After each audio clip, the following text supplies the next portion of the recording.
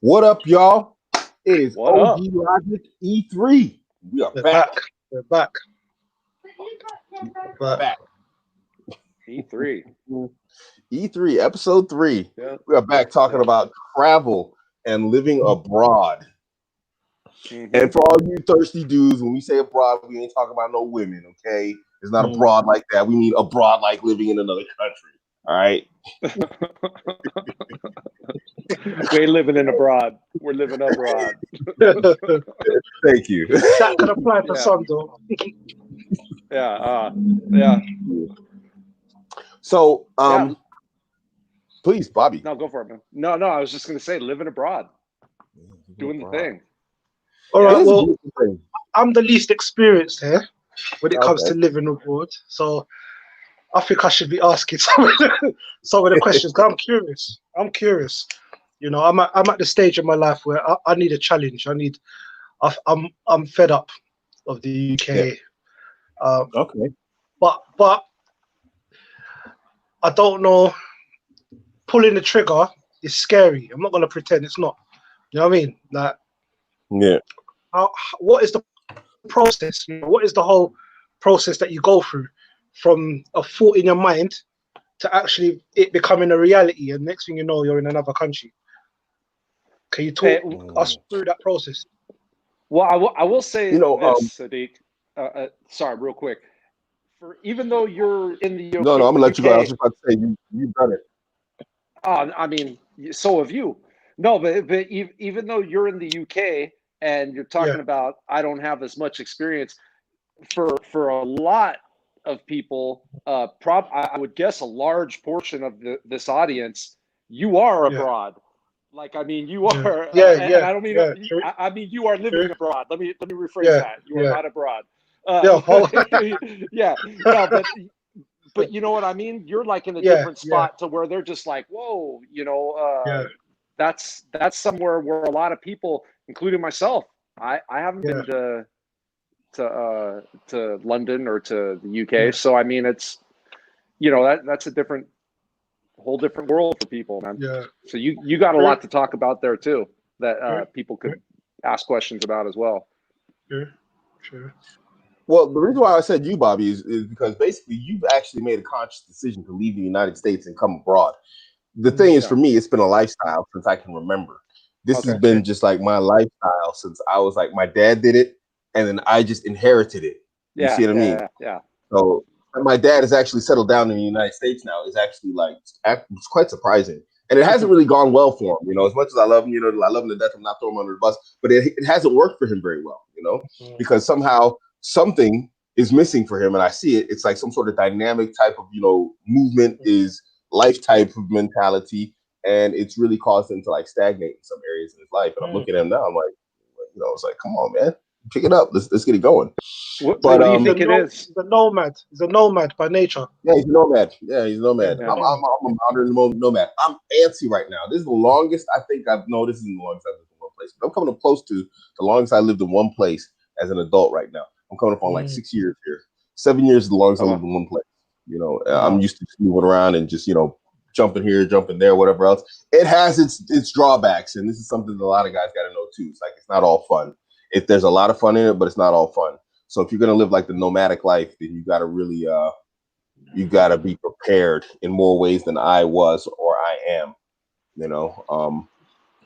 I guess the young generation, they're actually prepared for it more than I am. This young generation, they have like a set of skills, like digital skills that they can use online, and they can live basically anywhere. We see these digital nomads on Twitter all the time, and some of them are doing really well. Some of them are picking places that are exceptionally third world so that they can live off, their low income, and then they're acting like they're balling. But it doesn't matter. They're making it, and that's what's important to me. Right. The Twitter cancer of I gotta be banked out, like, to my eyelids is kind of toxic on its own. But me, I personally learned how to be dynamic in different locations. So it's like, I didn't learn a tech skill because that wasn't really a big thing back in the days. And so I learned actual like hard skills that I could take with me, places, and I can actually do stuff. So even I'm an English teacher by trade, which helped. And then to top it off, I've got like heavy equipment licensing, I can move, I can do all sorts of stuff, outside of teaching English that, you know, helps me within a particular environment. You know, they let me do my own thing. So, you know, if you're going to be looking at like the nomad life, you've got to have a skill that you can use internationally, I would say nowadays. So a digital skill, this is just my humble opinion. I don't know because it's not something I have. And then you actually have to have a skill that you can use locally also, you know, Can you because give examples Yeah. for those that are uh, listening? well, examples of like local skills. Yeah, yeah, or a bit of both. Just so there's Um, well, like digital skills, I listen to this guy. Well, I don't listen to him, but I read his stuff. What's his name? Jose Rosaro or something like this on Oh, Twitter. Jose Rosado.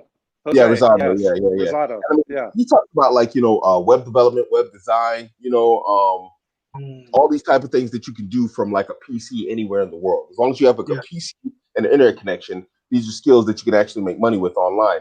I mean, I drop cash on guys on Fiverr. You know, I mean, I need something done. Sometimes I Yeah. need logo. Sometimes I need this. Sometimes I need that. Sometimes I had an entire website that hopefully, inshallah, is going to launch soon. I got that entire thing done. I paid for that on Fiverr from a guy from India. You know, I mean, so these digital Yeah. skills, you can use them anywhere. And if you get a reputation or you know how to market yourself, as long as you have like, you know, like maybe a retainer or something for like, you know, one or two small things, small clients, you can make yourself money. Now, local Yeah. skills would be something like if you're a mechanic, you can work anywhere. You can open a business anywhere. You can. I don't suggest working for people in third world or, you know, countries around the world, but it is a possibility. But you can also work on your own. Me, that's what I did as an English teacher. So as an English teacher, I went and I worked for other people. But then on the side, I would do a paper writing service for university students. Then I would do private sessions for English, which is where I made the most of my money is I did private English lessons for children and adults. And then like on this, when someone needed me, I do like I do here in Germany, since in my state, which I call the armpit of Germany, nobody wants to learn English. So I go around and I use my heavy equipment license to like do random jobs because, you know, Germany's really a hard skill type of place. So they're out here building stuff, making stuff. So they yeah, need people who have heavy equipment licenses left and right. So you can go anywhere in the world with those, including the UK, you know, if you're an English speaker, and a heavy equipment operator is always going to be needed because they're always going to be building stuff. They're always going to be moving stuff, you know? Mhm. So you just need a skill that's going to be needed anywhere at any time. Plumber, electrician, HVAC. These are things that, man, it's like you're never going to get, humanity's never going to escape needing them. So if you're going to be a nomad, then you got to have like nomadic skills that no matter what, you got a broken electrical box, I can fix that. You got a broken whatever, I can fix that. You know what I mean? Or you can teach Yeah. people to fix it. So, you know, because that's another thing, teaching people skills. I opened an MMA school in Qatar. You know, I did Brazilian Jiu Jitsu. I've always been a striker. I opened up my own MMA school. I was making decent money doing that while doing all the rest of this stuff. So, you know, if you're gonna move, make sure you have a skill that can make you the money. You know, that's my humble thing. If you're gonna be a nomad, let me say that. You know, yeah. Hey, and I'll tell you what too. For somebody that's already a member of the EU, now I know the UK just kind of left that situation, yeah, so it's a yeah, it's a little different. But what I found from moving from America to the EU was you could do all types of more stuff having an EU passport than you could with an American passport. Like Yeah. I know people from America may find that hard to believe, because America's number one, and all yeah, that other yeah, bullshit. yeah, But in reality, like it's harder coming yeah, to the European Union as an American and trying to settle down and get into things or become a yeah, resident or whatever. yeah, I mean, you can't buy property, yeah, stuff like that, to where uh, you've got a lot more advantages already yeah. being a citizen of the European Union. And you're more So, protected by the law, I guess, Yeah. if you're an well, EU citizen. Would you say by the European law, or well, does that? yes, I guess maybe in the beginning, but once you get residency, at least here, I'm in. For those of you that don't know, I'm in Bucharest, which is the capital of Romania, and once you get your residency, you're essentially afforded the same rights as a Okay, Romanian, okay, um, okay. and so and then once your residency here, has to be renewed every year. So there's certain paperwork. I can go into that, further into this episode. But certain paperwork that's needed. You go to the immigration office. You present it. They go through it, and then you need to renew it every year. After 5 years, you can get a permanent residency, which lasts longer. And then after 7 years, you can apply for citizenship. And then once you're a citizen and you have that EU passport, then it's like game on. Because then, like, I mean, for those of you that don't know, that are outside of the United States, or I mean, outside of the EU rather, so an EU citizen can buy property anywhere in the EU. You can't do that as a United States citizen or as whatever. Now you can buy, let's say, an apartment, but you can't own the land that the apartment is on. There are little loopholes and ways around that. So, for example, I started an LLC, or what they call an SRL over here. Through my business, I can buy property, but it's owned by my business. It's not owned by me. So there are like little loopholes, but the thing is, once it's good to have some type of EU passport, in my opinion, because you could just do a whole lot with it, and then you have options across all these different countries. Yeah, once you have an EU passport, you can live anywhere within the Schengen zone. Anywhere within the EU zone, you can live there. Like a resident. You can get whatever you can get anything that state offers. Because of course, each state, their services in terms of what they offer to citizens is slightly different. But if I have like a Spanish passport, I can live in Germany and get the same rights as a German citizen. I might not have full rights in terms of voting and whatnot in like some particular areas, but in terms of actual public services and state, as far as the state's concerned, I have the same rights as a citizen. That's right. Right. So but that's what I'm saying. The whole it's the same over here too, and from what I've studied, because I mean I've being a writer, one of the things I'm good at is reading and research and all that, and everything that I've researched, that's essentially what it is across the board. But what we should probably discuss is that the whole thing about moving to a different country or living abroad, that mission starts long before you actually pack up your stuff and get ready to go. Like there's a whole mindset with it, and a whole like level of commitment that you just got to be one of those type of iron heart, like, hey, I'm doing this, and then you do it. Because there's all types of little fears and all types of little things that come up to where it's easy to just be like, okay, well, you know what, this isn't going to work out, or this might be a little too tough, or whichever, and then you just don't. So it's got to be something that where like it's like your mindset, your personality, like to where before you've even started looking at places or bought a plane ticket, you're just like, I'm doing this. Absolutely. So what was obviously you've both got children. How much? What's the trade-off there when it comes to family? What do you mean by a trade-off? Because I need a little bit more detail to understand. So, for example, I got 5 children. Realistically, God bless you. If I was to leave right now, 4 of them will be able to come. Okay. Because they're under my regime, but one of them wouldn't, and she's 12. So the trade-off will be I get to go and live my dream, but my 12-year-old daughter will be growing up without me physically being present in her life. So, that's a tough one because that's more personal than it is anything else. But in terms of what I can answer is when you move and when you look at these places, one thing I like to do is I like to do community research. So when I like to research, where can I find people who are similar to myself? And not that I want to go to another country and ghettoize it and turn it into little America by living with a bunch of Americans. But at the same time, living in the Middle East has taught me something, is that in the Middle East, when you live in the Gulf, them people their kids are savages, man. Their kids are animals, and they are highly racist. They're highly tribal, and and they do it in an uncalibrated way, like their parents do. Their parents are the same people, and they're highly racially motivated. They're highly tribal people, but they know how to socially interact with other people who aren't from their tribe and from their culture. Yeah. So it's not in your face, evil and rude. Their children don't know how to do that. And if you want to mentally and emotionally scar your children, throw them into a pit like that. And you're going to find this anywhere in the world. And this throws out the entire conversation we were having last episode about multiculturalism.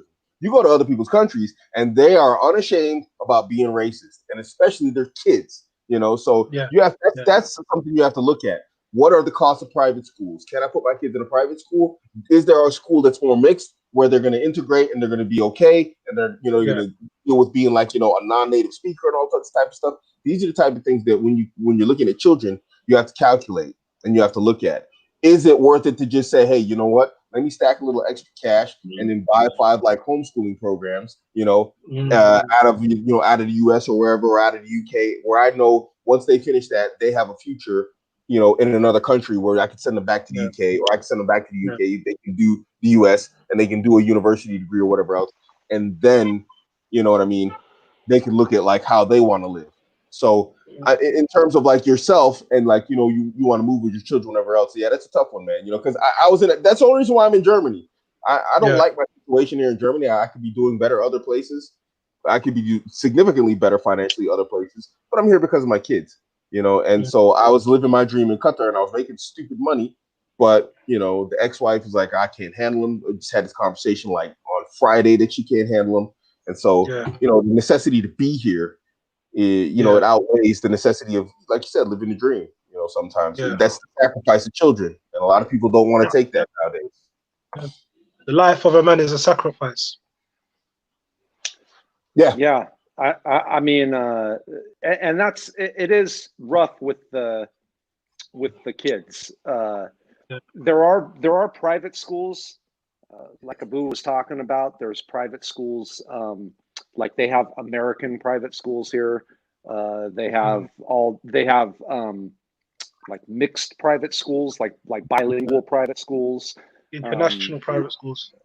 Right, to where like they'll be teaching, English and Romanian, let's say.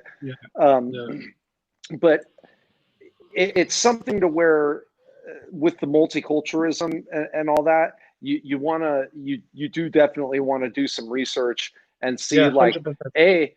Who even likes Americans? Because some or who even likes English? Because there's some people that likes do. A black man. That's a black man. That's the first thing I think of. How racist is the country? Yeah, that's the first thing. There's a reason I haven't been to Russia. I haven't visited there. Not that I can't afford it. Funny enough, I've been to Estonia.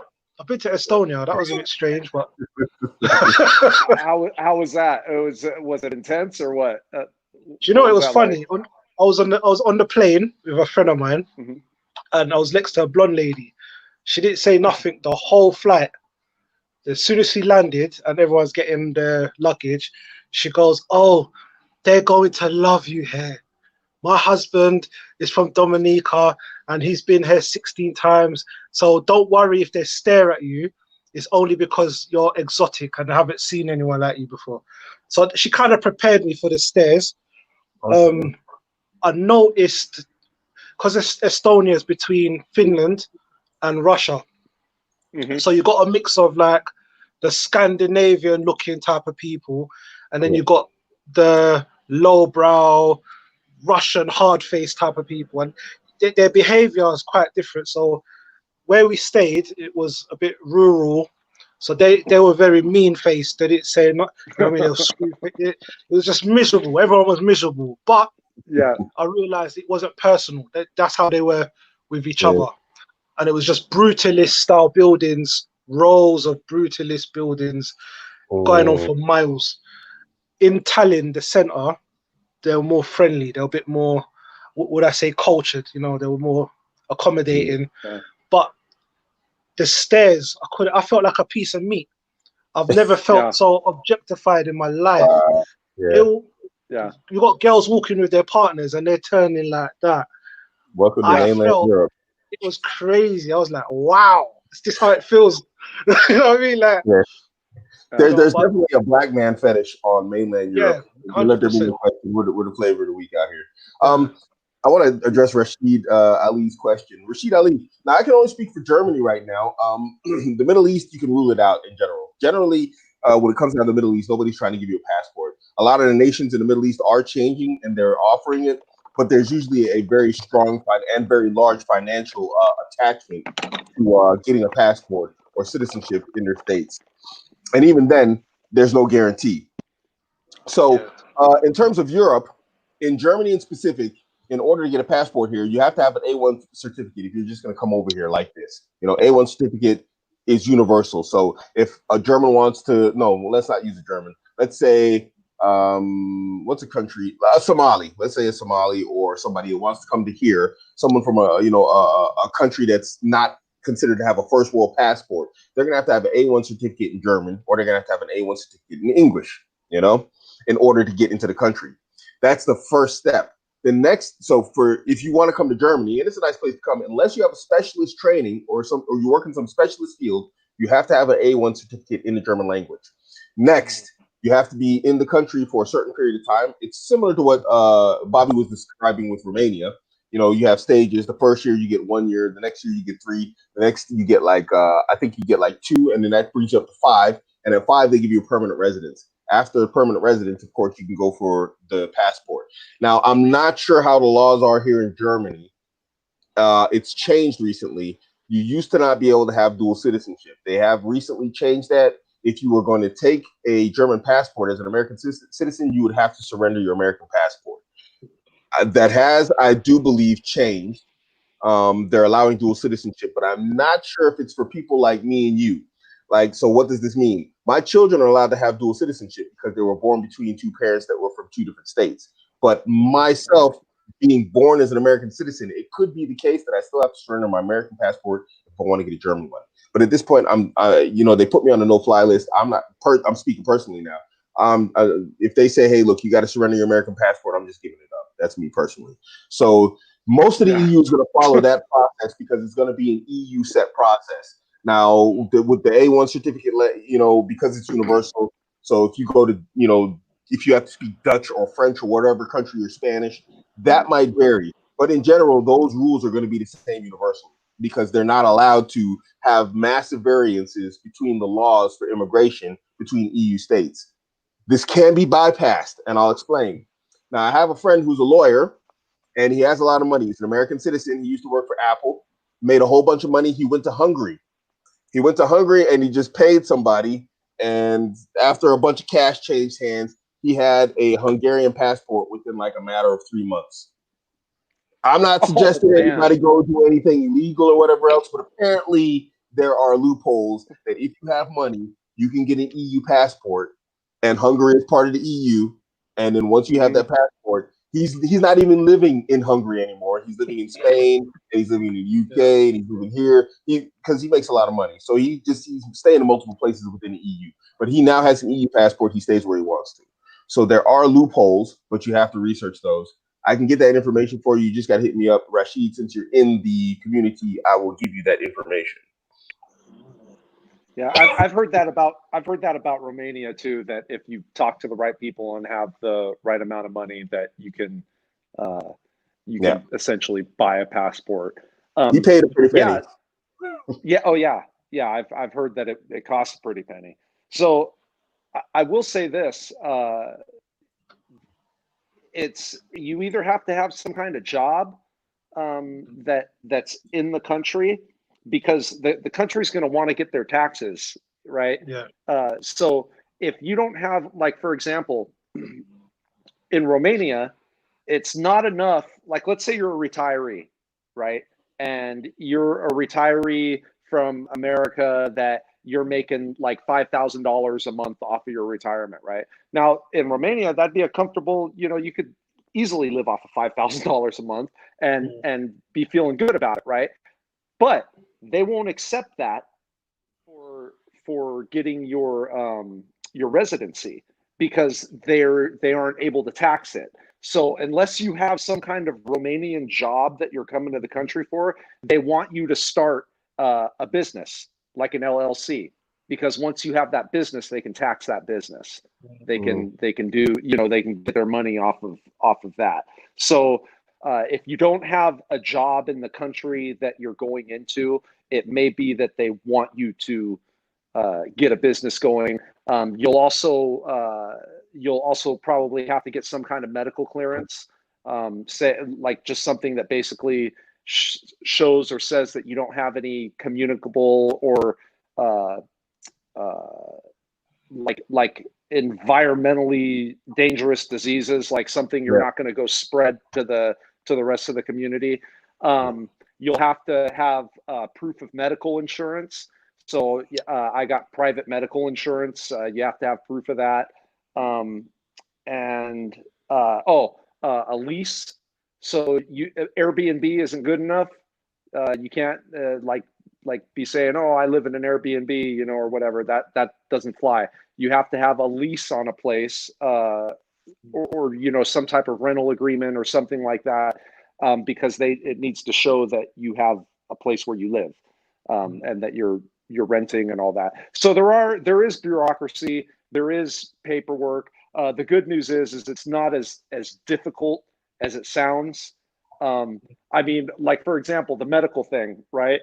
I was thinking only because of this Rona stuff, I was getting close on my timeline to where you had 90 days from when you come in to submit your paperwork for residency. Well, when the Rona happened in Romania, the government shut down. Nothing was open, right? So that time just kept going by, and then when it did open back up, I had a lawyer, and I would recommend that too for anybody that's watching and considering this. Instead of trying to figure it out all yourself, just spend the extra money and get a lawyer. The lawyer will get everything set up. They'll know how to do everything. They'll run the stuff down into places for you and get things set up. It's a lot easier, and they already know what time it is, like where to go and whatnot. But anyways, back to the medical thing.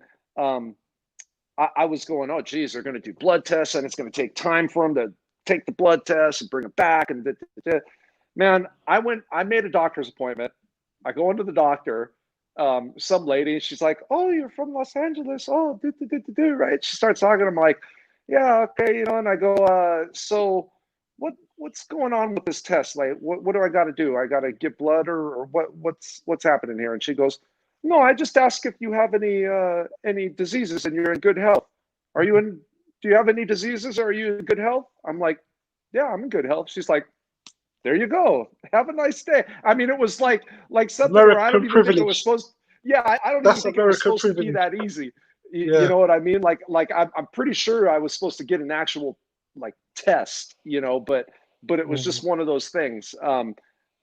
Lots of bureaucracy you can expect, and for people. Only because you were talking about this with being a brother in the European areas, right? Yeah. It is, if you're from America, it's something of an experience just from what I even noticed. So when I first came over here last year, okay, I was speaking at this event for the War Room, and we were all in this area of Old Town Bucharest, which is it's like cobblestones. You can't even really drive in there. You got to walk in. There's like clubs and restaurants all over the place, right? And we go into this club, and by the way, I mean, just stating the obvious for those of you that don't know, Romania is white. I mean, it's Caucasian. Like if you see someone there that's not white, they're a tourist. Like they don't do a lot of the immigration or anything like that. Just a bunch of white people all over the place, right?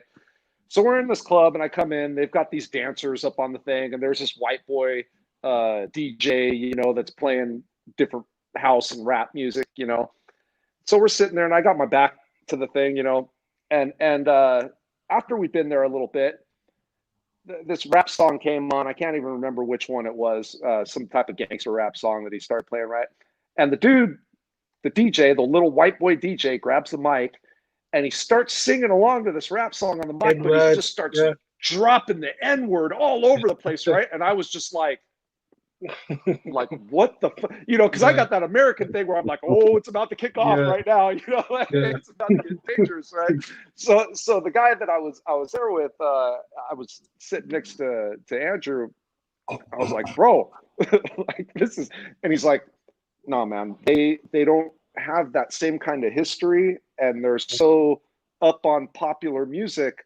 Like a lot of them think like that's just cool. Like they don't know any better. You know, like they just, you know, that it's not like a thing to them like it is to other places. So that was like a trippy experience for me, man, because I'll even still to this day, like I'll see like different, especially kids, you know, and when I say kids, I mean like, you know, teenagers, young 20s, what they'll meet each other and they're just like, oh, yo, what's up? And they'll start talking and I'm just like, you know, just because just being brought up like that, especially in LA, you know what I mean? It's just like, ooh, you know, like, but they just, it's not that same history, you know? So if you are going to go, if you're from a different place, especially America or somewhere like that, you have to realize like these people in other spots don't have that background and weren't brought up with some of that stuff and they just don't know. And that could be a little trippy in and of itself. Yeah. That's another thing that you got to be ready for when you travel like around the world. If you're going to be a nomad, you got to be ready for like you have to be culturally adaptable and like rapidly, you know, because if you're not, you're going to end up in a lot of fights. You know, I mean, I consider myself to be culturally adaptable, you know, rapidly. But Qatar was a place. I mean, I don't have it here in my book, The Mad Monkey. I talk about Qatar. In my adult life, I've never gotten to so many physical altercations like I did in Qatar. It's just, you know, because it's just there's no adaptability to that level of madness. So you got to be ready for that type of stuff where you go and people are doing certain things and they're acting certain ways and you're just like, yo, what the heck? A lot of times it's not intended in a bad way. Other times it is. When I figured out Qatar and I figured out that, you know, oh, this is actually intended in a bad way, you know, because down there, there's like an honor-based culture. And so one of the things they like to do is try and steal your dignity as an individual. And you got to pay attention to that stuff when you come into like the further east you go, the more dignity and pride and honor is important. And so you have to pay attention to microaggressions against your, and not like the SJW microaggressions. I'm talking about microaggressions against your honor and dignity as a man. Because they will just tear you apart, and the next thing you know, everybody's treating you like trash. And you're like, why? You can't figure it out. So you have Can you to give me an example? Because that's kind of interesting that you're saying that. You know, in Qatar, they would do stuff that was just like micro disrespectful. I'm kind of like they would example, click their fingers or something. Yeah, they talk to you in a way that like call you, you know, like they call you names in Arabic, and they consistently do it, knowing you don't know what the word means. And like they call you slave or something. Like, you know, they call you slave because they know the history of African Americans. And then like one day I was like, hey, I walked up to a Qatari that I knew, and I was like, hey, what's this word mean? And it was like, yeah, that means slave. I was like, he said, why? I was like, oh, just wondering. He said, oh, somebody's been saying that, haven't they? I was like, yeah. And so when I went back the next day and I, you know, seen the people that kept on saying it, you know, I kind of like, I had a cup of water because it's hot out there. And then he said it, I just threw it in his face. Pow! You know, just like, and I was like, just watch yourself, man. You know, it's like way out of line for that culture, but it said about it. It's like, look, I'm willing to like, you know, escalate this and make it embarrassing.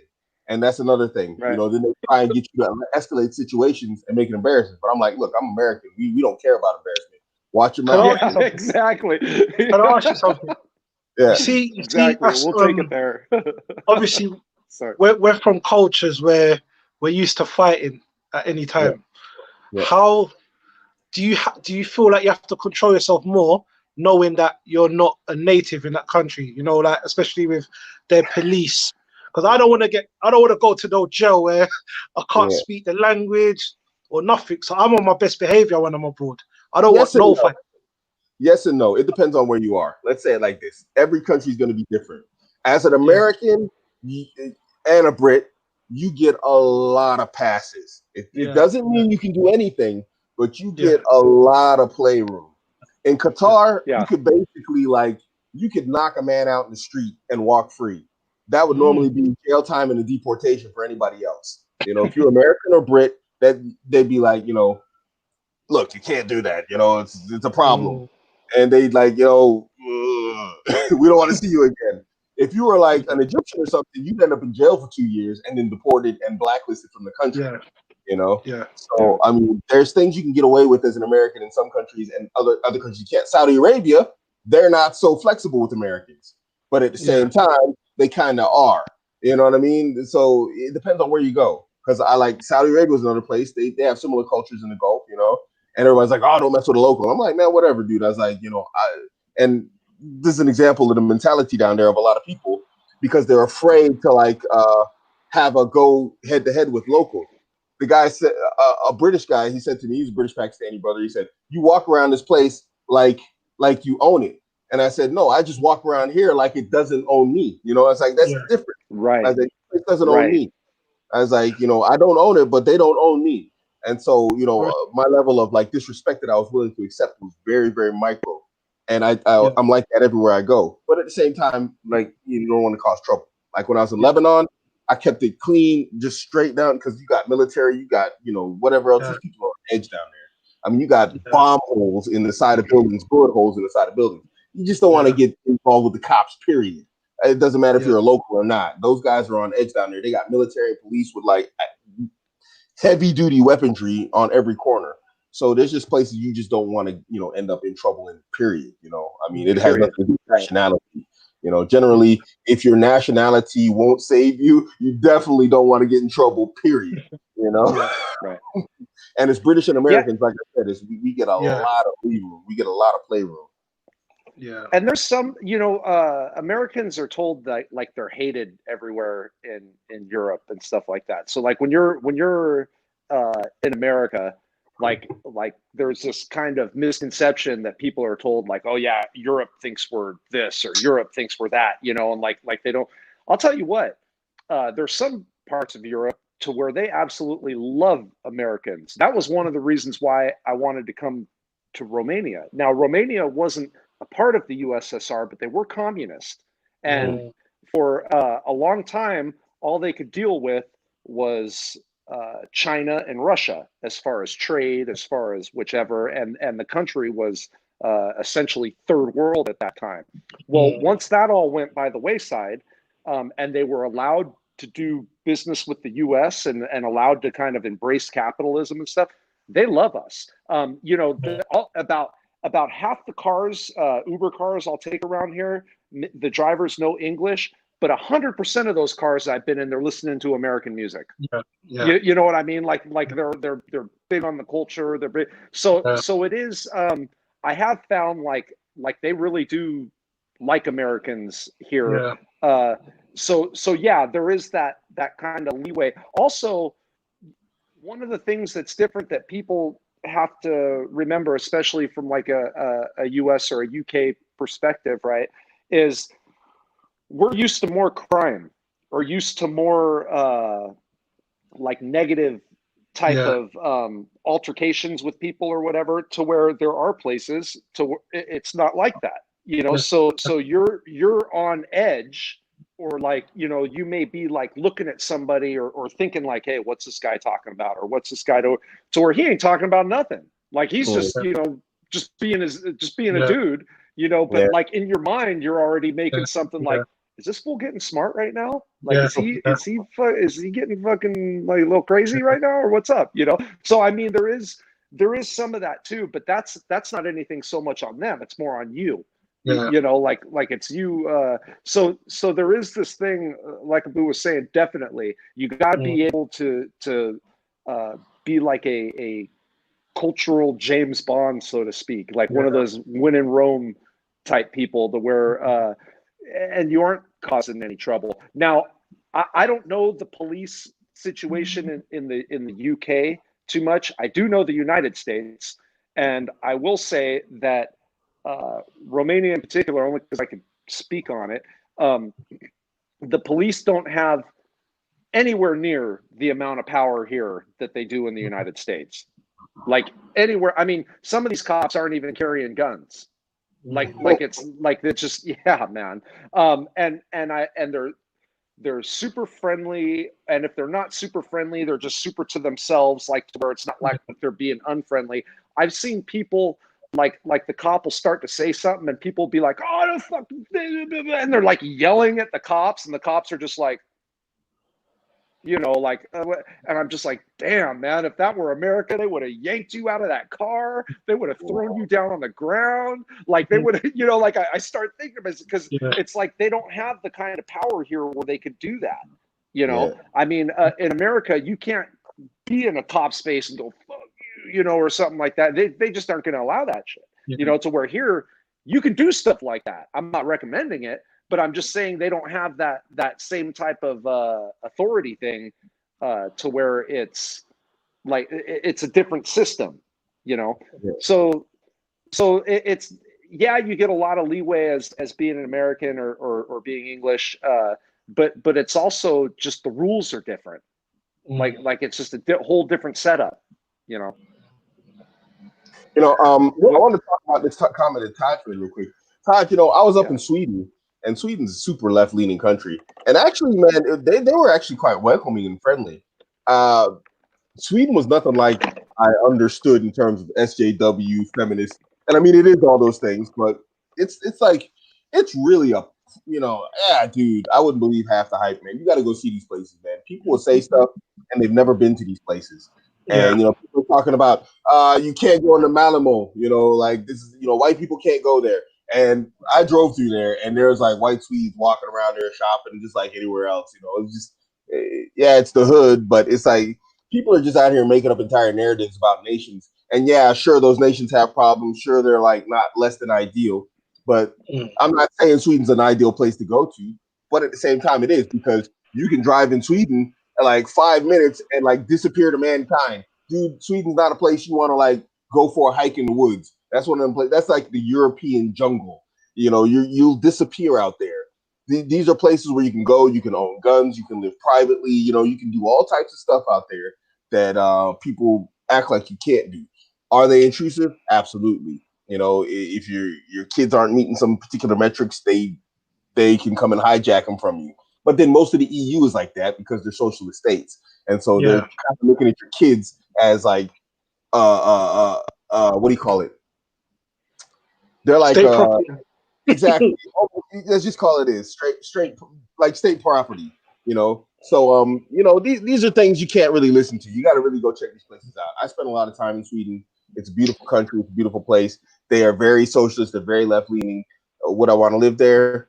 Yeah, in the countryside where there's nobody, absolutely. But when you look at the laws and all this type of stuff, it's questionable. So, what would you say have been the biggest oversights that you made in your travels? Like something that totally you was not prepared for, and no matter how much research you would have done, you probably would have still made that oversight. The universality for me as a nomad has always been money. I don't care how much money you take; it's never enough. unless you're like Andrew Tate or somebody, his brother. I don't think there's enough money. It's just really, if you're not stacking huge amounts of cash, it just always seems to be a shortage. I've gone places with loads of money, and it's just like by the time you want to get a refrigerator, car, this, that, the other, your place, you're like, holy smokes, man, where'd all that cash go? And you're looking at like 2, 3, 4, 5 years worth of savings gone in like a month. And you're like, God dang, and so it's always money, because money fixes everything. I don't care where you're from. You could be from the most lowliest passport country in the world. Money will fix all your problems. Is it nice? No, but that's the reality, man. So my biggest oversight has always been like the importance of like having tons of cash available to you, because cash makes mistakes forgivable. Life isn't forgiving as a man, and when you have money, any mistakes you make become forgivable with money. If you buy the wrong car but you got money, you don't care about breaking down 10, 15 times because you can fix it. Now, do you want to keep doing that? Absolutely not. You want to sell that car and get one that's known for reliability. Traveling and living as a nomad is similar, because every environment is always different and requires a significant degree of adaptation. The only real way to absolutely fix it, because it's just like the conversation with Sweden, you're not going to know until you get on the ground. The only way you can fix those problems is having cash available. Or you're going to live like a bum. You're going to live like an absolute bum in a hostel, with other people sharing a shower and a toilet with those savages. And they're savages. Don't do it. I tried it once in my life, and I said never again. So other than that, you're going to need money. Yeah, I would agree. I would say that that plan on things costing, like you'll be paying for things that you didn't realize or necessarily think you were going to be paying for. It definitely is. I would not recommend saying, "Oh, I'm going to move to such and such a country or whatever," without any type of savings or any type of wad of cash. Like you need to have something. For me coming here, I planned on coming to Bucharest and starting a couple businesses. So I had that store of money that I was going to do that with. I wouldn't have done that if I was just like, hey, you know what? I'm just going to move and I'll show up and figure it out once I get there. It wouldn't have worked out the way that I wanted. So, of course, money, planning, these are things that, and if you don't have, let's say, a particularly large amount of money that you're going to go with, at least have something lined up there. So like if you're let's say you really want to move to a different country and you don't have a big savings or whatever like that, but you got a job or you got a homie that's like, hey man, I've got a position open for you here. I know a place you can stay. I know some people that this or that. At least have something lined up, because people have this idea that you can just show up somewhere and just make it happen, and not too many people can do that. Not too many people, as much as they'd like to think like they're just some intellectual genius that's on an international scale. It really doesn't work like that. There's all types of customs, language barriers, all that different stuff, to where it's just like, you can find yourself in a crappy situation. Yeah. And you brought up some points here that I actually wrote down here that I actually missed when I went on my little spree there. When you show up, there's two things. First off, the less money you have, the better your plan has to be. The less money you have, the tighter your plan has to be. It is possible to do things on a budget. I've done it, but it's not ideal, because then even if everything goes perfectly and you're on a budget, you can't enjoy life. You know what I mean? You're going to need money to enjoy life no matter where you are. Even if it's cheaper, you don't want to go somewhere as an American with American standards, or as a British standards, and then, try to enjoy life on local standards, and local standards are third world standards. You're going to get bored. You're going to hate life. So it is possible, it is doable, but you still want to have money. And one thing that Bobby said, that like when you go up and you start purchasing stuff and you start buying stuff, one thing I forgot to mention is you're almost always paying a higher price than locals, because when people hear your accent and they know you're not from there, they're like, this guy's got money. He's an American. This guy's got money. He's British. This guy's got money. He's French. And they automatically associate high amounts of money with Westerners. And so, of course, it's always best if you have a homie, if you have a local, like, I don't know how you do it, Bobby, but if you got a Romanian and you want to get stuff and you want to buy stuff, it's best to have a Romanian go do it for you. Okay, in Germany, it doesn't work like that. There's no negotiation with prices. But in countries where things are negotiated, it's probably going to be cheaper to pay somebody to go and negotiate lower prices for you. Because what you'll save in comparison to what you're paying that guy, you're still going to come out with a win, especially if you're doing big ticket purchases. So these are the type of things you have to look out for also. Too big ass country. Sorry, let me just say too big any country. If you're a doctor, I've never seen a doctor not make it in the country. That's period. Sorry. Was that an advice? Was that a question on if he is a doctor? Where's a good one? Which country is good for doctors? Or is he asking like in a sense of which country has good doctors, or is he a doctor? I'm thinking if he is a doctor. I've never seen a doctor go to a Okay. country bad. That's what I'm thinking. Yeah, because if you're asking like which country's good for medical and stuff like that, I've heard actually, and I could be wrong, but I've heard Germany's like one of the #1 spots for medicine in Europe. You can do well Am I here. wrong with that? I mean, medical treatment is top notch here, and doctors are half Right. decent. They're pretty well. The more specialized, the better, of course. That's anywhere though. Right. So you can do well. Most doctors they have dual practices. They have a private practice, and then they work for a hospital also. To do I think Yeah. yeah.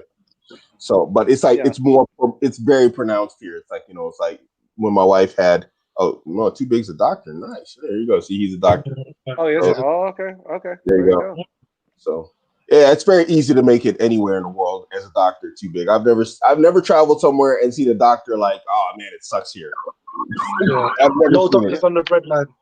Yeah. Well, oh, sorry, I just accidentally clicked out there. I will say that that there has been an exodus of Romanian doctors and nurses because they can make far more in other countries than they can here. Yeah. So that I've actually read news stories on that. If you do a Google search, and that's another thing too. A lot of these questions or a lot of things that might come up, especially if you want to double check, like how Abu was talking about, oh, I'm American. Are they trying to get over on me, or is this a real thing, or whatever? A lot of this stuff is real easily solvable with an internet search, with a Google search. I mean, if you're willing to do just that much research, you can answer a lot of your own questions even on the fly. And it is definitely, like you're saying, having an inside guy, so to speak. That's a big thing. And I've already made a couple, being personable, being able to talk to people, being able to like have a smile and have people feel like you're a nice person and whatnot. That's hugely important because you'll meet people, and I've already made a few different connections, so to speak, with people that are that have connections, and that's another thing too. Like here, and I'm sure it's like this in other places too. But like in Romania, so like let's say you'll need something, right? And you'll talk to a Romanian, they're like, oh yeah, I got a guy. Or oh yeah, you need a car, I got a guy. Oh, you need to do something with I got a guy. Like they, so it's like you'll make a connection who's got a bunch of whichever, but so it's just, you have to be able to be personable and to be able to not trip too much, like not come across. So here's the thing, like it may be like Abu was talking about, that you pay a little bit more, right? That may always happen. Okay, so for example, like there may be a service, let's say, and the people wanted to charge you $10,000 for it, okay, but the Romanian guy can get it for you for $7,000. Well, chances are he's getting it for $5,000 or $4,000, okay, but you're still going to get it cheaper going through him than if you would have just gone by yourself as an American or an English guy and just tried it on your own, right? So don't try and nickel and dime stuff too much. You got to get comfortable with the fact of looking out after people, because if you look out after people, they're gonna look out after you too. Yes, that's important. Rubbing people's backs, scratching backs. That's a big thing outside of the West. I mean, even in the West, it's still a thing. It's like it's not what you know, it's who you know. That plays big. That plays huge. The further east you go, the further east you go, the more important social connection become. You got to treat people. Sorry, but like obviously I've never lived abroad, but I've travelled quite a lot, and I remember from a young age going to Nigeria, I always knew that my suitcase will be lighter on my return home, because there'll be people that will attach themselves to you, and they'll be running errands for you. But at a young age, you start to realize that maybe I should be giving this person some money. Maybe I should be giving them clothes that I don't need, you know, like, so these are etiquettes that are very important, especially us coming from privileged societies. I've got a Yeah. story. I hope he's not, well, I don't, well, you might be listening, but Go for it. there was a group of us who was in prison together, and one of them got deported to Jamaica, but we used to keep in contact via Facebook. So one of my friends, he was a UK rapper, so you know he was always like, you know, showing nice things and whatever. So he's gone to Jamaica, but he's gone on one occasion and met the guy that we was in prison with, and everything was fine. And then he went back a few months later, but he didn't go to his family house. He went to stay with the guy who was in prison with. Now, while he stayed with him, he was there for a few weeks. Then we found out that he got robbed. He got taken to the bush, and he got his Rolex got taken, and everything he got taken, and he was left in the bush. And he was phoning UK for us to send him money and whatnot. So when I thought about the situation, because I was thinking, why would he do that to him? And I thought about it, like, you went there, you didn't buy him no trainers, you didn't bring him no clothes, and you was living in his house for a couple weeks while he was taking you from here to there. Now, from your perspective, you're just thinking, oh, he's doing me a favor, but you have to realize that people are going out of their way. You know, he probably had his own thing going on, and you've come over, and he's obviously thinking that he's going to benefit from you staying with him for a little while. After 2 weeks, he probably realized, hold on, you're not benefiting me.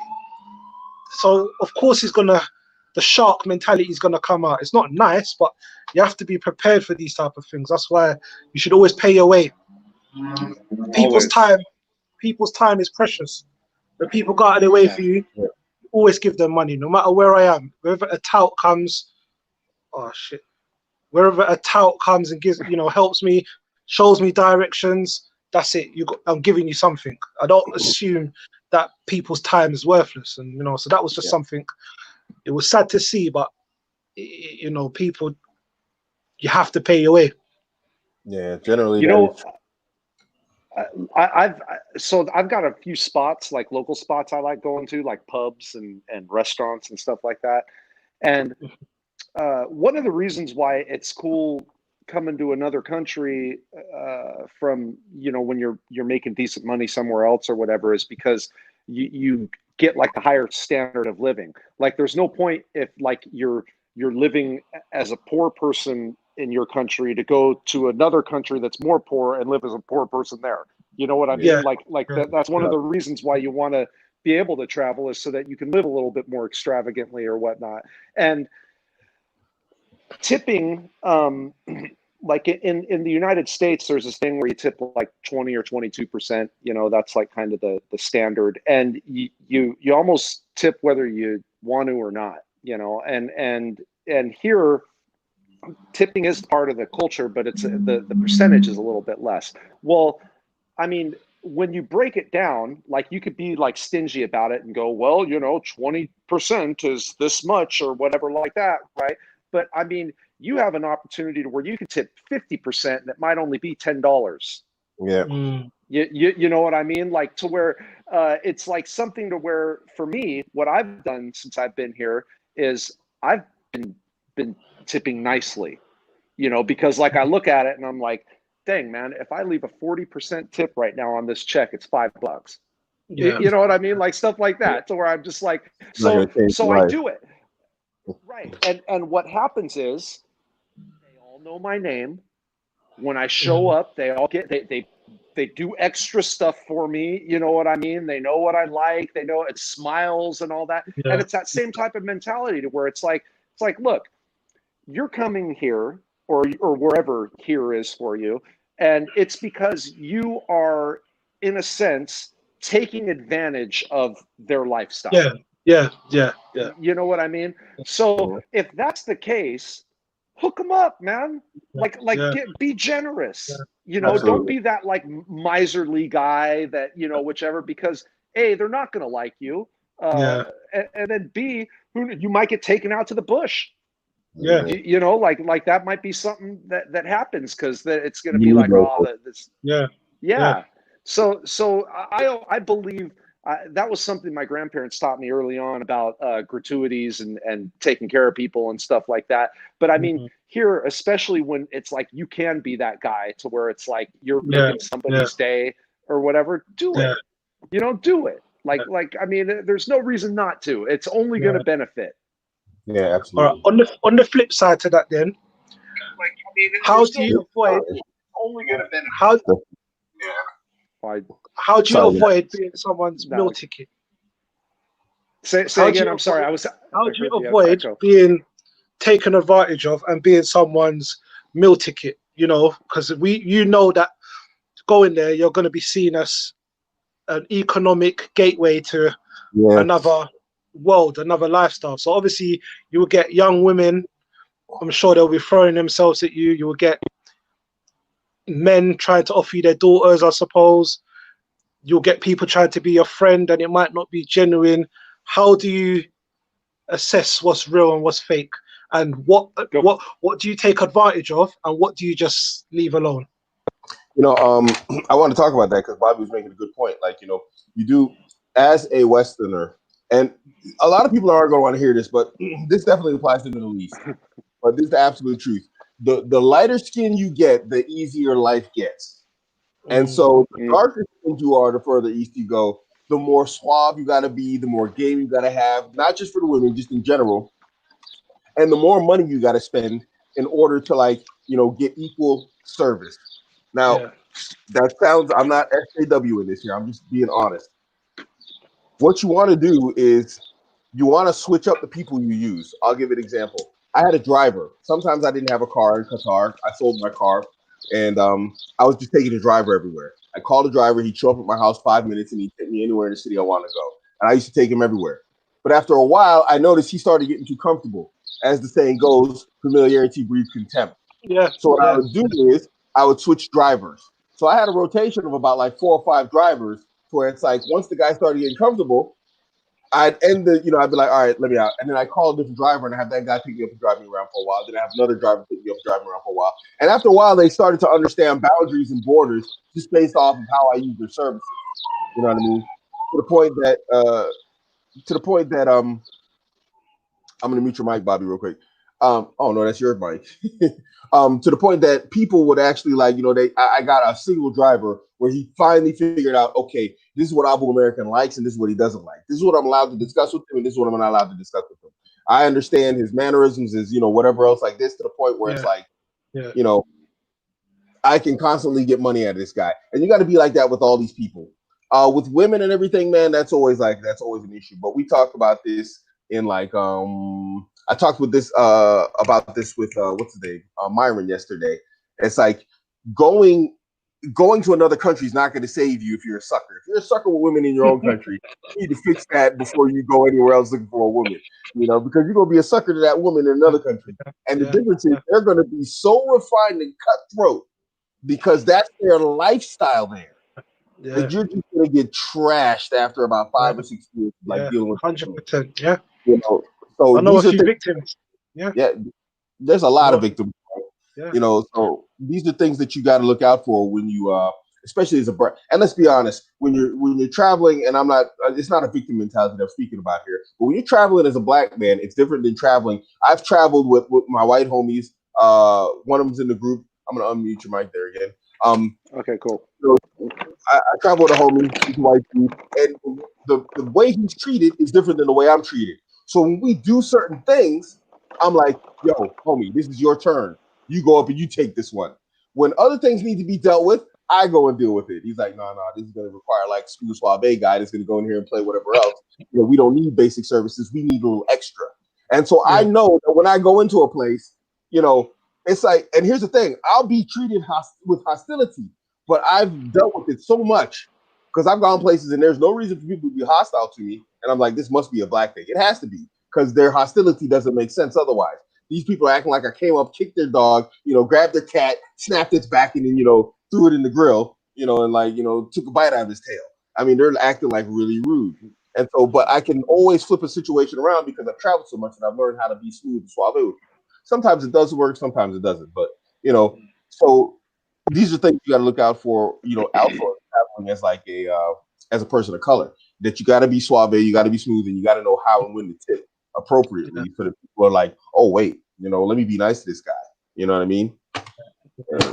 Yeah, and people got these misconceptions, especially from like the United States, right? So United States and Eastern European women, okay? So people got this misconception that they could just be some Joe Schmo, no game having fat nerd, right? Just turn up. But they're gonna show up, and because they're American, all the women are gonna love them, okay? Mm-mm.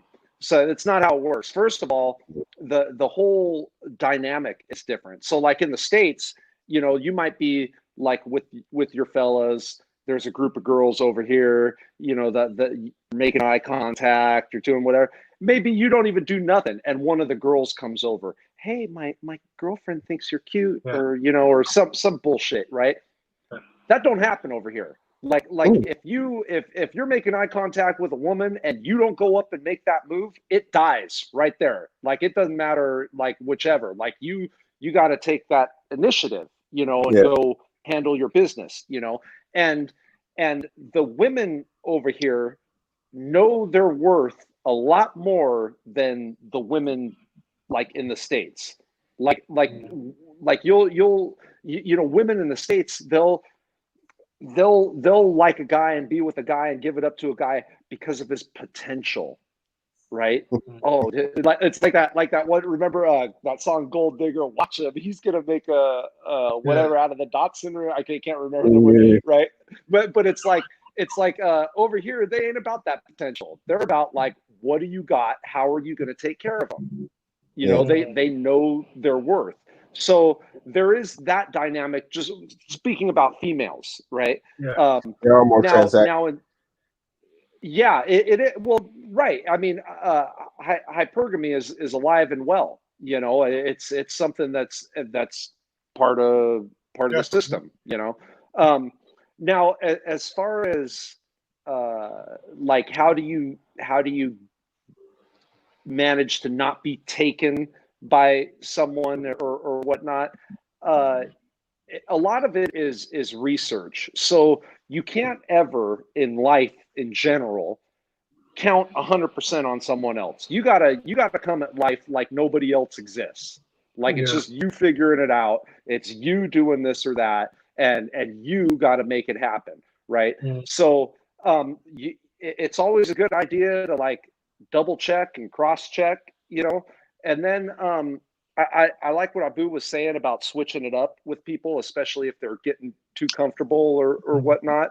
But it's also there are some universalities, right? So like so you can kind of tell when somebody's being sleazy anywhere.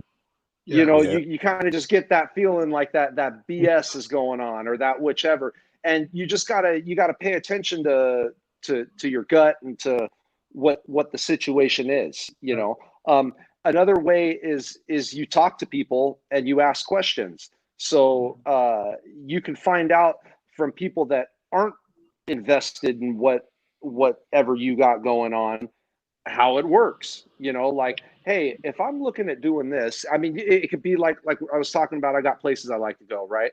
I can talk to my waiter or waitress. Hey, if I'm liking doing this, or thinking about doing this, what am I looking at for that? Like, what do you think? What should that run me about?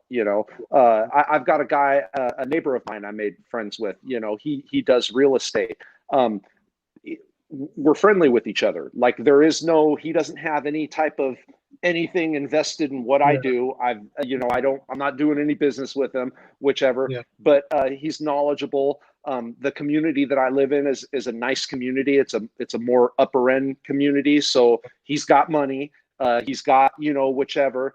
And so I can ask him things, and get an answer to where he's not going to come up in any way. you know, so it's more or less an honest answer. And then that way, when you are dealing with someone, you know, and your guy that you talked to said, oh, that should run you about 5 G's, and the person you're talking to, oh yeah, I can do that for 15K, then you know, like, oh, okay, yeah, you're one of them, right? So there is, you know, there is, you gotta be willing to talk to people and do your research. Don't just blindly put 100% of your trust, especially in someone you don't know.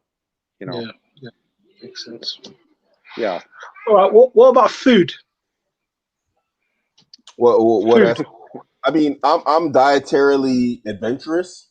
As long as it's something halal, you know, if it's not pork or something, then I generally try everything. But again, heading the further east, I don't know about Romania, I don't know about Europe, but the further east you go in terms of the Middle East, the spicier the food gets, man. I mean, that stuff, man, good. Wow, it's like there's no flavor after a point. It's just all hot, you know. And I find that hot, yeah. So I end up usually eating like stuff like Burger King, McDonald's if I go out. I mean, I'm not trying to say I have like a trash diet, but if I go out, like they had Chili's there, they had Nando's, they had like, you know, they had Arby's, they had like, you know, some half decent restaurants also, you know, so I would eat at those places frequently. You know, their steak meals, whatever else. And the local food, I would have to know it. You know, I'd like, okay, we can go to Raju's, you know, and the food's gonna be half decent. It's not gonna burn your tongue out of your face, and it's not gonna, you know, have you constipated or having diarrhea for the next 4 months. You know, so the food you got to experiment with. Yeah, definitely. And to be sure, just like I was talking about, like how they've got the brand name, you know, the franchise type places. They've got, I mean, there's restaurants that are all different ethnicities and walks of life, you know. So like this pub over that I go to over here, it does have some traditional stuff, but it's like a large American style diet too. You know, I mean, you can find everything anywhere. It's not like you're gonna now. Here's something though. A lot of that translates to the bigger, more metropolis type cities. Okay, so Bucharest is the capital. There's a lot of money here. There's a lot of, you know, whichever here, to where it's kind of like a center for a lot of that. To where, like, if I were off in a village somewhere, like, you know, a couple 100 kilometers outside the capital, it might be that nobody speaks English, and there's one place to eat that is some food that I've never even heard of before. You know what I mean? So some of that depends on where you're at and exactly how ethnic the spot is that you're at, if that makes sense. So do you find yourself relying a lot on takeaway, or is there a point where you just have to say, do you know what, I need to just start cooking for myself? How often would you say you eat out, and how often would you cook at home? For me, this was going back to what I was saying about doing things on a budget. If you do things on a budget, and especially when you're new in the country and you're first getting set up, if you're on a budget, eating out becomes super adventurous and super dangerous because you never know where you're going to land up. This is why I said you don't want to go somewhere and then like your enjoyment time is on the level with the locals, and then you start eating food and whatever else, trying food, and you're like, ugh, I did it before and it's not nice. I prefer to cook for myself, but when you're making like ridiculous money, you come to find that you just don't want to, just because you know you got money to go. You know, it's like, let's go to Chili's tonight. Let's go to Applebee's. You know, and so that was me in Qatar, because those guys were paying me money that was like, just wasn't even reasonable what they were paying me. And so I always prefer to cook for myself. If I don't have my wife cooking for me, then I'll cook for myself. But again, this comes down to, you know, it comes down to comfort. When the money is just, it's coming in and you don't know what to do with it, you tend to find you automatically start going out and eating out more, spending more time out, looking for entertainment, because that's how the human brain is. We look for even in your hometown. Even in your hometown, it's the same. Yeah, exactly. So sorry, let me do this. Rishi, what would you advise someone who wants to convert to Islam? Just do it, man. Just go ahead and jump on board and you know, get on that bike. You know, if you crash a couple times, just get back up, take the training wheels off. Any book recommendations, someone for new to Islam? If you follow me on Twitter, just drop me a message and I'll give you a book list recommendation. my good man. Excellent.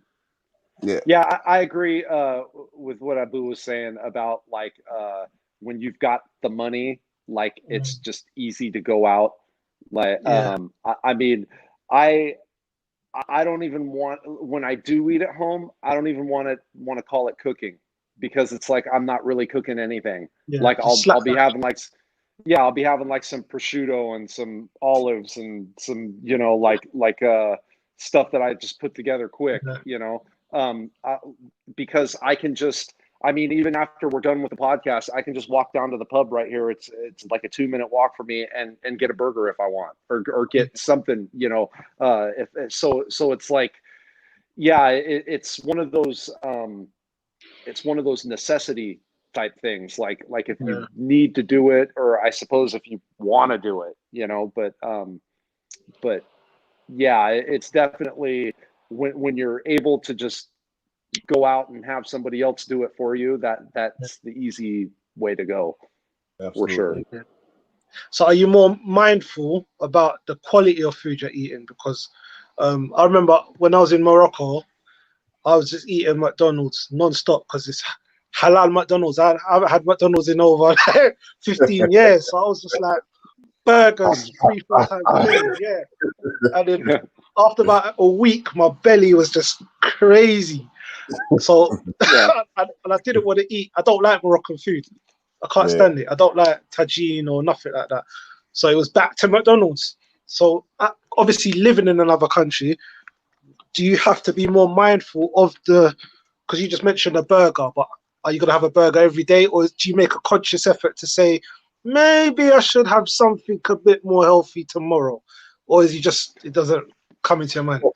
I mean, for me, I mean, I was going, sorry, go ahead, please. No, go ahead, man. Go ahead. Go ahead. I've always been health conscious. So when I said I went to like Chili's, whatever else, they have like steak meals where you can get like steak and sweet potato, you know, a very low, a low load glycemic carbohydrate, you know, and have the vegetables, whatever else. So that's why I ate in those places because you can get like, you know, high protein meals, you know, with low carbs. So yeah, I was conscious, but of course it drives up the cost of your spending Yeah. also. Yeah. Uh, so I made sure to start getting some home gym equipment again. I just got some dip bars and Yeah. some exercise bands. Because let me tell you something, with this Rona, right, and then Yeah. not having my gym membership, and then being able Oh, to boy. eat Yeah. pizza and Yeah. burgers and Yeah. all that I stuff, got a roll man. of belly. Like, Yeah. I got a roll the man, belly I too. know. Well, here's the thing: is I've always, without even trying, I've always Yeah. been able to stay lean, more or less, Yeah. right? And all of a sudden, I started noticing, like, I'll be watching TV, right, and I'm like, Yeah. Yeah. you know, like, hey, wait a second, Yeah. like, you know, I'm like, Yeah. wait, that wasn't all there just last Yeah. month. What's going on here? You know, to where, yeah. So there is definitely a consciousness you need to have, and I'm noticing that more, and I'm getting after it a little bit more than what I was when I first got here. Now, you know, not to make excuses, but it's just something that if you're considering this, it's something that the whoever's considering this is going to have to look out for as well.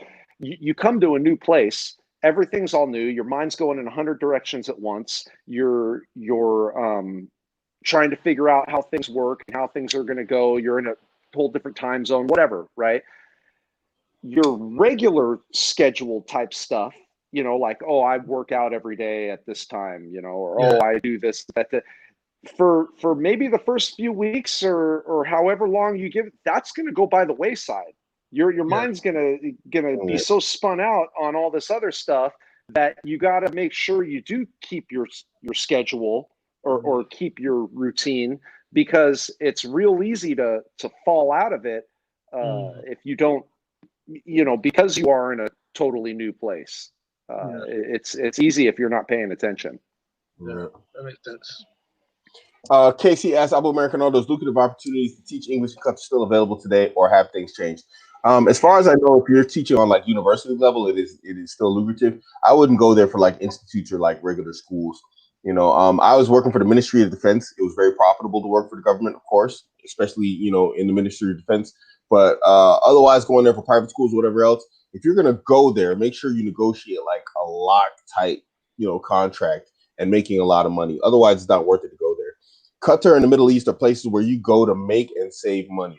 These are not places you want to go there, just hang out. Like a lot of guys say, hey, I'm going to make Hijra, this, that, the other. For anybody who doesn't know, Hijra means like it's an Islamic move from a non-Muslim country to a Muslim country. And don't listen to all them idiots out there who are saying that Hijra is the opposite. It's from a Muslim country to a non-Muslim country. That's not Hijra. So anyway, a lot of guys say I'm going to make Hijra or whatever else. They go out there and they live struggle life. And then they end up having to throw in the towel and come back like 5-6 years later. And they're broke when they return. So don't go there and be that guy. Don't be that guy. If you're going to go, make sure you negotiate a very, very good contract. That means your housing is sorted. If you can get transportation, but that's usually for senior members only. But you want to make sure you have negotiated your medical, your housing, and a stipend for your vacation. When I say stipend for vacation, Ministry of Defense gave me in tune of like 45,000 euros every vacation year. That was just an added bonus that they gave me. So it's like, you want to go home? Go home. You want to come back and, whatever else. So I could travel around, whatever else. And that was like a yearly bonus, and make sure you also negotiate a very solid end of service contract bonus, because my end of service contract bonus was ridiculous. They actually try to steal it from me. So these are things you need to look out for. Is it lucrative to be an English teacher in general? Screw it. I don't advise anyone to be an English teacher. I'm telling you right now. But if you're going to do it, make sure you got a solid contract. But if you go there and, your life sucks as an English teacher, then I warned you.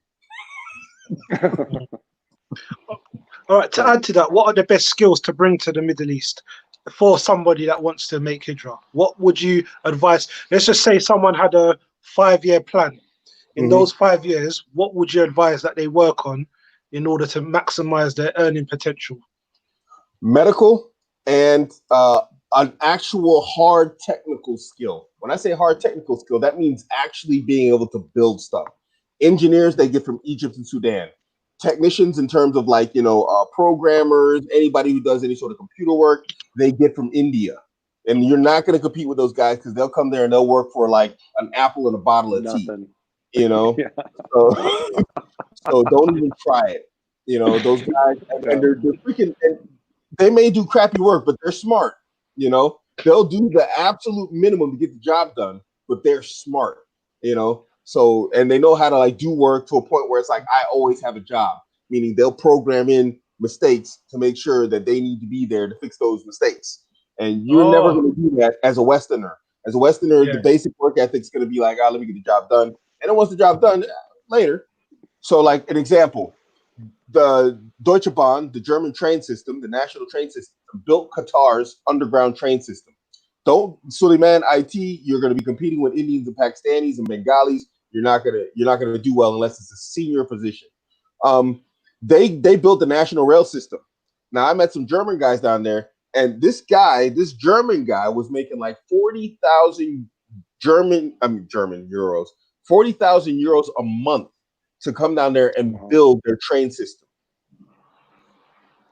Now, where in IT or anywhere, you won't find a medical practitioner anywhere who's going to make that type of money. That guy could be a brain surgeon working on the king himself. He's not going to make that. You know what I mean? Right. But he came down there for like a year building their train system. You know what I mean? So hard skills that are very difficult, they make the most money. But getting in there with that is also another thing. You know what I mean? Because again, how often are they going to build a national rail system?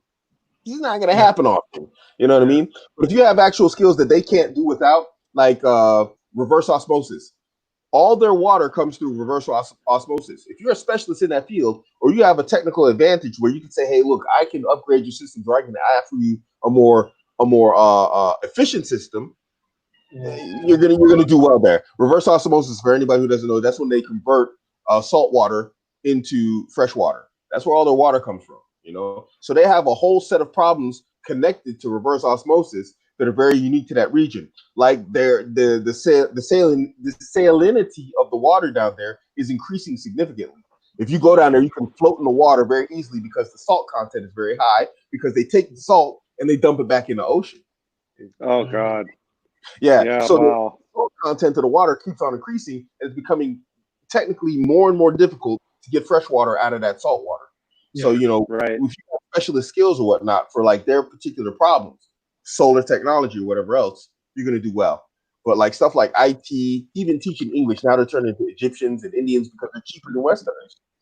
You know, Right. just when I went down there, I started off making like, you know, I don't want to talk about it, but let's just say I was making close to a lot of money. I was making like 4 or 5 G's starting off as like a basic teacher. By the time guys left, the guys that I work with, that they left, they were making 15 G's by the time they left. All those guys are gone now. They're not paying that anymore. You know, they might it's like 3,000-4,000 now. You know, to actually go down there and teach English. You know, but if you get with the government or you get with like a really nice university job as a senior teacher, you might do well. So like hard skills that are difficult to learn and they need, you could do it. You can make it down there. It seemed like there was a point a few years ago where even the fitness industry seemed to be booming over there. Like a lot of people were going over there as sports coaches and personal trainers, but then there's been a decline. Yeah, fitness does half decent over there, but you have to be a specialist. You're gonna have to have like something that you really, again, that you have to offer that's gonna be unique from everybody else. You know, Specialist, yeah. It's interesting. So what about trade? What about getting into some sort of you know, like importing or starting a business? That's awesome. You know, especially like with Qatar. If you can get in with Qatar right now in terms of trade, because the entire Gulf has cut Qatar off. So Qatar is like they're basically like the pariah of the Gulf states. And if you can get into like trade with them, this is why they're trading with Turkey so much, because Turkey was like, we don't care about your guys' internal profits down there in the Gulf. And Turkey started trading with Qatar, and that's where they got all the food, because Qatar was running low on food and supplies for a while when the entire Gulf region, like just basically, what do they call it? They put up like a blockade. Embargo, blockade / thing with Qatar. So if you can get it with Qatar, I mean, that's good. UAE is also the same. Dubai is the same. It's like, you know, you're going to make just money if you can get into that market. It's just difficult to get in there. You have to go down there. You have to deal with those people. You got to trade with them. You know, but if you can get into the trades down there like that, oh man, like trading, you know, it's good money, man. It's really good money. It's printing your own money. Yeah. I don't understand this question. Hold on. Let me go to this one first. Suleiman says, abroad they want to actually see all certificates and qualifications, I heard. Yes. Most of the time, because what happened in the Middle East, now I'm speaking about the Middle East in specific, they had a situation where at one point there was a whole bunch of people coming down there with like a bunch of fake degrees, fake certificates, and whatever else. And they just had a bunch of people down there working with fake degrees and certificates. So now what you have to do is you have to get all your qualifications verified by the embassy of the country that you're in. So you'd have to take your certificates, get them certified, and then take it to the Saudi embassy. Saudi embassy is going to check it out, and then the Saudi embassy will like send that verification to the company, or they'll give you like a letter saying that this is an actual bona fide, you know, certified qualification / degree. You had a lot of people, like I said, going down there with like fake degrees and certificates, and they really you know, they caused a mess down there. So they're really tight on that stuff nowadays. Yeah, it's very irresponsible as well. Yeah. Now this is the question I don't understand. Maybe someone else can help me out here with this. It looks like he's talking about, are they going to start doing flights again? That's so.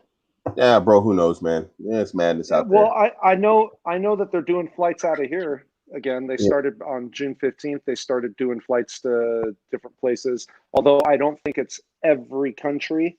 I think that there are some countries that they aren't. But I mean, you're still going to have to sit somewhere for 14 days when you get there. Yeah. UAE is 14 days quarantine on arrival. So that's the same here. Yeah, I think the UK is the same, but it's not like really enforced. I heard, you know, they're not. No, it's not. UK is a joke with everything. I'm telling you, this country is a joke. I was mad, man. The UK, getting into the UK was actually quite difficult. They refused my second visa. They gave me the first one, they approved it. The second one, they just rejected. On And what I grounds? remember they didn't really give me like any real reason that I can recall. They just didn't want to renew it. They said like the job I had, somebody else could do, and I couldn't like prove any like real reason to be in the UK. So I was like, all right, whatever. You guys don't want me here. But I remember I was like going to the train station. I was doing all my closing out, trying to get everything done. And this dude comes up and he starts begging me for money. And I was like, he had a really strong accent. I was like, hey, man. I said, where are you from? He's like, I'm from Ethiopia. And he was drunk and high and he stank like, piss and some other stuff. And I was like, what do you do here? He's like, nothing, man. I just need some food. I need, but in his crazy accent, I need something to eat. I said, I'll buy you food. I said, you got to tell me, do you have a visa? He's like, yeah, I got a visa, man. I got a visa. I was like, you don't work? He's like, no. And at that point, I was just pissed, man. I was like, here I am. I'm working in a tech company, a top-notch tech company in London on Old Street. I think Sadiq can tell you Old Street is like, that's like tech central, man. That's like the place to be, I'm working I'm working there. This dude is like a bum on the street begging for money, and he got a visa and I can't get one. I was so mad. I can guarantee he was a refugee. I can most likely guarantee he was a refugee. Yeah, man. Because we've got quite a lot of Ethiopian and Somali refugee people here. We've got status. That was just like, that was a knife in the heart to me though, bro. I was mad as hell. I was like, yo. Slightly less related, traveling with large family, multiple wives. Does one take them together or individual groups? When I went to Qatar, they paid for my entire family.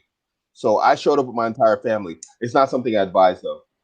Personally, having done it, it's very difficult. It's very stressful because when you arrive, then you got to start looking at a lot of different stuff.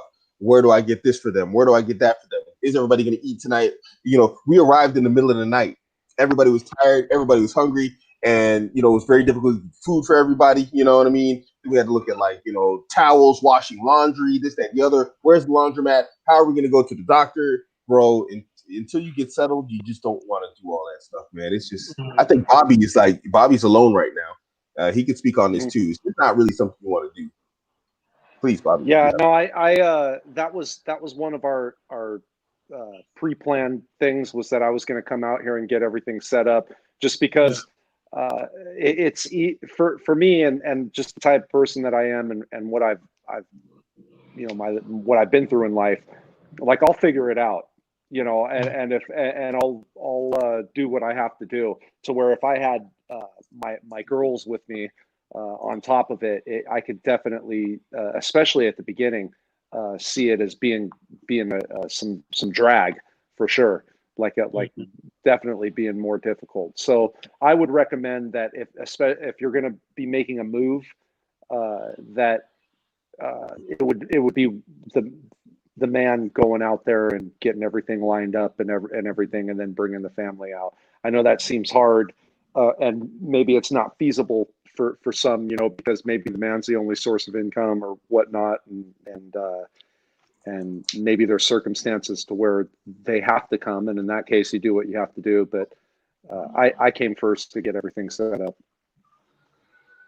And I'm glad I did. Guys, we're going to close this up in a minute. It's an hour and 30 minutes. Yeah. I'm going to go to the bathroom and everything. But, oops, wrong. Let me see. Where is it? Here it is. Sorry. Casey says, what was your social life there? In Qatar, man, my social life was amazing, bro. Like I said, Americans are very well welcomed there. We're very much liked there. And so my social life was amazing, dude. Plus, I made a bunch of money. I drove a nice car. I had a bunch of money, and I was liked as an American, especially as a Black American, because there's that whole hip hop culture that everybody thinks, we're all rappers or gangsters or whatever else. And so it's like the dudes, the women, everybody loved you. You go inside the government office, people would serve you first. There'd be a line of like 70 people. And they're like, oh, no, Americans, come. You go to the front of the line. I never really had to wait anywhere. It was really unfair, but when people talk about white privilege, I don't hate. I took advantage of my American privilege in the Middle East, and I abused it. And so like I'm like, hey, Ahmed, I'm coming to your office. He's like, yeah, come. Example, for my driver's license, I was supposed to do a conversion test, everybody had to do like a driving test and conversion test, real convoluted and whatever else. I just called up, my head officer. He called down there, and I went down there, and they just changed it over. It's like, oh yeah, my American friend. Everybody wants to have that American friend. Oh, my American friend. So my social life was awesome. When someone was like, oh man, it sucks here, I'm like, I don't know what you're talking about, dude. So social life, amazing. It's a trip like that too when you go somewhere where Americans like you, because that's like when you're in America and like you talk about like your ethnic background or something like that, like you'll hear people go, oh, I'm Italian, or oh, I'm this. When you're outside of America, you're not Italian, you're an American, like straight up. And that's like I've heard people refer to me as that, like to where, oh yeah, the American, or oh this or that, and it like trips you out for a sec, because they're like, oh, they mean me, like they're talking, like I'm the American, right? So and there definitely is that, man, like because when you're able to say, like talking about Los Angeles and all that stuff, man, like they know of LA what every movie that has ever been made about LA is, and that's like really what they think it is. Like I've broken hearts since I've been here talking about what a slum and how crappy LA is, and all this stuff, to where they're just like, they're just like, but on the movie, and you're just like, no movie, so there is definitely that, like how you said, they want to have the American friend, or they want to, there totally is that. And you have to use that. America's biggest export is their culture. Yes. Use it. Abuse it. I'll give you an example. Go ahead. Even growing up here, living in America was a dream as a kid. America was like the Mecca for all of us until we got old enough to know better. Right. Yeah. In London, the American accent, man, that works miracles with the women. Oh, your accent is blah, blah, blah, blah. Oh, it's so. I'm like, I ain't got an accent. You got an accent. But check this out. In Kuwait, I went through security at the airport, and they were just like, oh, you're American? Oh, come. They took us through security, past like through the background where like security guys go. Dude, I could have had drugs, bombs, and a couple of prostitutes in my bag. They would have never known. They just let us through. That's the type of love you get out there. I can't tell you. And Sadiq, you may not like this, but I can't tell you how many times since I've been here to where they're like, what is your accent? What is your accent from? And I go, I'm an American. I'm from California. They're, oh, it is so pleasing. It sounds so good. I can understand it. It is the best English I've heard. And they're like all into it. To where it's just like, I'm like, and like being kind of that American jerk. I'm like, well, that's because we speak the best English in Los Angeles. But it's a trip, man, because they're like I've been given by men and women so many compliments on something that I've never even given a second thought to, man. They're just like, oh, your accent, what is it? Where is it from? So it's definitely a thing, like the culture, It's definitely. All right, guys, 1 hour, 40 minutes. Bobby, man, you got some stuff going on, man. You just launched the group and whatnot, man. You want to prop that out? You want to do that, please? Yeah, I'll do that real quick, and thanks for the opportunity, fellas. So I just started a group recently and it's called The Outfit. It's a group to where we talk about what I call the Cardinal Four, which is money, mindset, presence, your physicality and how you convey your physicality, and then connections, your relationships, business, personal, whatnot. We've already got some good people in there. Sadiq and Abu are in there. I don't want to put other people out there that may not want to be out there, but we have we've got some real estate magnates, former professional athletes. We've got quite a list. And the cool thing about this group, we're doing weekly Zoom meetings. There's specific curriculum for the group. We are going to be doing live events, but it's a group to where we let the experts shine too. So, I mean, if there's somebody that, let's say you are wanting to know about real estate, I mean, yeah, do I know about real estate? Sure, I flipped some houses, but I've got a guy that's made multi-millions off of real estate in my group. And you're going to be talking to him if that's who you want to know about real estate. And likewise, you know, with fitness stuff, with whatever questions there might be. So it's a really cool space. It says bobbydino.com. If you go there, you can find it under the store section, or you do bobbydino.com/store. It's called The Outfit, and yeah, check it out. It's a good unit right there, and it's only going to get better. Definitely. Very solid people. What's that? I said, you got anything you're working on? You want to drop? Not at the moment, but content coming soon. Just working on a few things. So nice. Watch this space. Nice. All right, guys, I got my men's community. If you want to jump in, Abuamerican.com. You can find it on my products list. I'm in there. Bobby's in there. Sadiq's in there. And actually, my interview from yesterday, Myron's in there too. So come in and check us out. You know, give it a try. All right, guys, we are out until next week, episode 4 of OG Logic. Respect.